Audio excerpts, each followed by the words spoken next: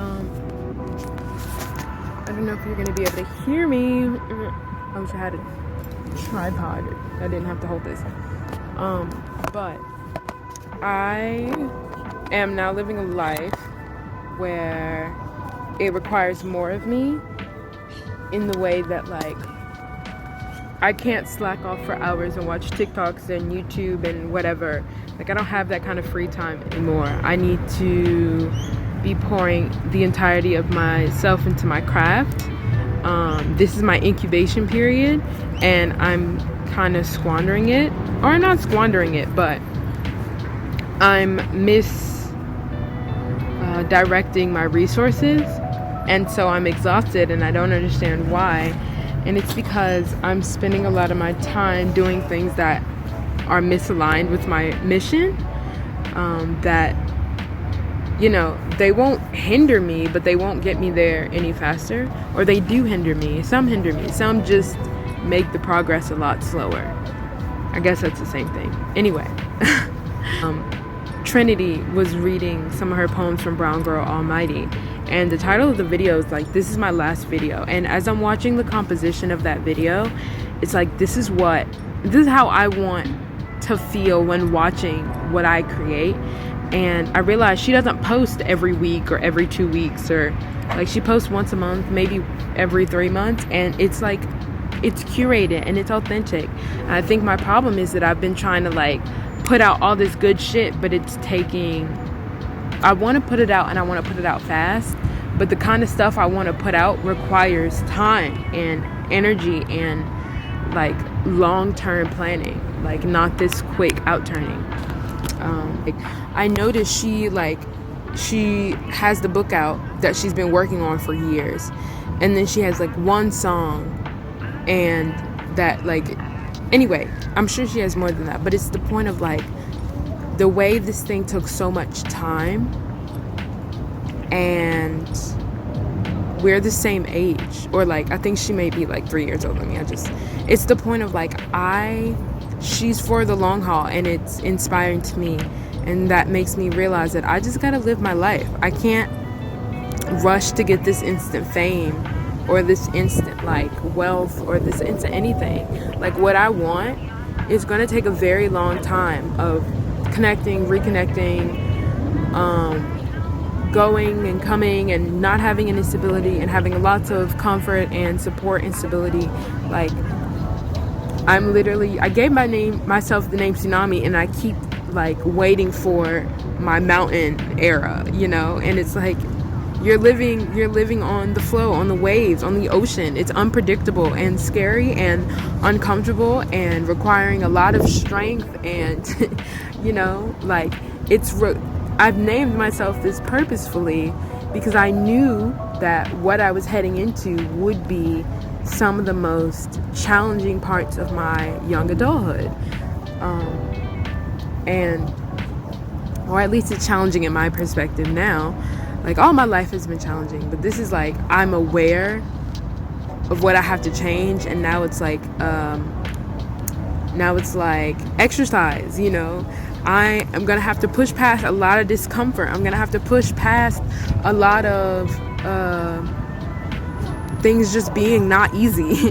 I'm gonna have to push past a lot of, like, I don't want to do it because it requires a little bit more of me than doing this other thing. Like, it's requiring a lot of me now, and it's like, this is what I wanted, you know. I see the life ahead of me, but I'm starting to feel miserable because I'm going off my path, like, and I see it, I feel it, like, and it takes a moment to identify, like, that's what's happening, that I'm straying from where the direction I want to be going in, that I'm meant to be going in. Sometimes it just feels like shit, you know, and no reasonable explanation other than everything is just shitty all the time. But it's like, okay, if that's the case, I know I need to look somewhere else. You know, if all I'm seeing is something I don't like, let me turn around and see what's, you know, in a different direction. I want to talk to myself more. I want to have moments like this of me time, because it's also been this thing about friendships and not having reliable or consistent connections. with people that I want to be friends with, and then it's making me like, I don't want to be friends with them because I feel like I'm begging them for friendship. And it's like, this same quality time I want to spend with friends, I need to spend that with myself. And that's how I share myself authentically. That's how I keep myself grounded. That's how I nurture myself in order to even have the space to connect and to connect with other people. And again, it's all a process of growing, of learning, of becoming. And like, I made a comparison to Trinity, but we're not the same person.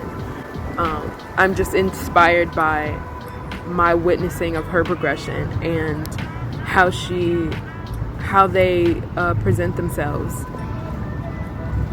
how they present their story, how they present their truth. Because this is what art is about, like presenting your truth in a way that is unique to you. Like, I'm witnessing the destruction of so many cycles in myself and the world around me. I'm witnessing the mass massacre and demolition of humanity. I'm watching history be erased and rewritten, and for good or for bad. It's just, I'm watching a lot of things happen, and I feel like, beyond my music being words that nurture me, I want